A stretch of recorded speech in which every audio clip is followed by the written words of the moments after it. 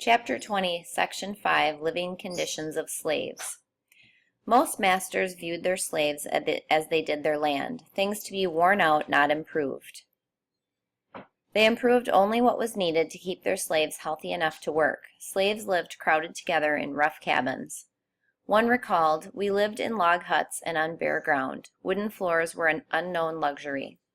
In a single room we were huddled like cattle, 10 or a dozen persons, men, women, and children. We were neither bedsteads nor furniture of any description. Our beds were collections of straw and old rags thrown down in the corners." Slaves seldom went hungry. Not to give a slave enough to eat, reported Frederick Douglass, is regarded as meanness, stinginess, even among slaveholders. Slaves received rations of cornmeal, bacon, and molasses. Many kept gardens, or hunted and fished to vary their diets. The owner described below fed his slaves well. Marse Master Aleck had plenty for his slaves to eat. There was meat, bread, collard greens, snap beans, taters, peas, all sorts of dried fruit, and just lots of milk and butter. Slaves wore clothing made of coarse homespun linen or rough Negro cloth.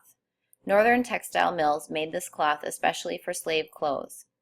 Douglass reported that a field hand received a yearly allowance of 2 coarse linen shirts, 1 pair of linen trousers, 1 jacket, 1 pair of trousers for winter, made of coarse Negro cloth, 1 pair of stockings, and 1 pair of shoes. Children too young to work received 2 coarse linen shirts per year. When these failed them, they went naked until the next year. While slaves were poorly housed and clothed compared to most white Southerners, they were more likely to receive medical care. Slaveholders often hired doctors to treat sick or injured slaves. Given doctors limited medical knowledge, this care probably did little to improve slaves' health.